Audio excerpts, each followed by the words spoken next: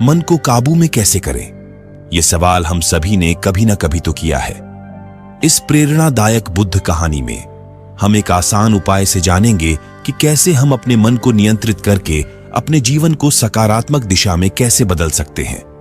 साथ ही जानेंगे कि इस सिंपल तकनीक का पालन करके हम कैसे अपने मानसिक स्वास्थ्य को सुधार सकते हैं। एक समय की बात है, गौतम बुद्ध एक नए शहर में पहुंचे। शहर वाले उनकी उपस्थिति से उत्साहित होकर सभी एकत्र हो गए। बुद्ध ने उनसे अपने जीवन के गहरे रहस्यों पर विचार किया और एक रोचक प्रवचन दिया। प्रवचन के बाद एक युवती ने बुद्ध से मिलकर अपनी समस्या बांटी। भगवान, मेरा मन हमेशा अशांत रहता है, मैं अपने मन को काबू में कैसे करूं? बुद्ध ने दयालुता से उसका हाथ पकड़ा और बताया, तुम्हारा मन एक पक्षी की तरह है जो हमेशा उड़ना चाहता है। उसे शांत करने के लिए तुम्हें एक अच्छा पिंजरा देना होगा। युवती ने हैरानी से पूछा, लेकिन भगवान, मैं पिंजरा कहां से लाऊं? बुद्ध ने विस्तार से बताया, तुम्हें अपने मन को प्रेम में रखना होगा। जब तुम्हारा मन द्वेष या लोभ में फंसने लगे तो तुम्हें उसे वापस प्रेम में लाना होगा। सबसे आसान तरीका है करुणा करना। जब तुम करुणा करते हो तो अपने मन को दूसरों की भलाई पर ध्यान लगाओ, और जब तुम करुणा पाते हो तो मन को उसी पर ध्यान लगाओ। युवती ने कहा, भगवान, मैं इसे अवश्य अपनाऊंगी। युवती ने बुद्ध के उपदेश का पालन करना शुरू किया। कुछ ही महीनों में उसने अपने मन को काबू में करना सीख लिया। वह अब अपने विचारों को प्रेममय बना रखती थी और उसने अपने जीवन को शांति की दिशा में मोड़ दिया। एक दिन वह फिर से बुद्ध के पास गई और खुशी से बोली, भगवान, आपके उपदेश ने मेरे जीवन को सही दिशा में मोड़ दिया। मैंने अपने मन को काबू कर लिया है और अब मैं अपने संबंधों में सुख पाती हूं। बुद्ध ने प्रसन्नता से कहा, तुमने बहुत अच्छा काम किया है युवती। अब तुम अपने मन का सही तरीके से उपयोग करके अपने जीवन में करुणा की ओर बढ़ सकती हो। युवती ने कहा, आपका आभार है भगवान। उसने बुद्ध से विदा ली और आनंद से अपने जीवन की नई यात्रा पर निकली। उसने अपने मन को प्रेममय करके अपने संबंधों को सुंदर और स्थायी बनाया और एक सुखी और शांत जीवन की दिशा में कदम बढ़ाया।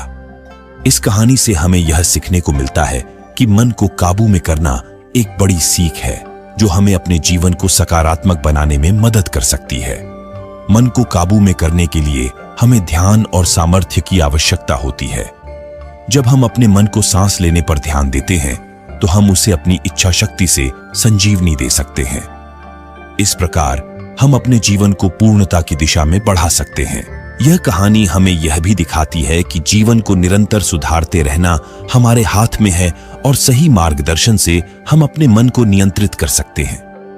यह एक बहुत बड़ा सफलता का सूत्र है कि हमें अपने लक्ष्यों की प्राप्ति के लिए मन को अपने साथ मिलकर काम करना चाहिए।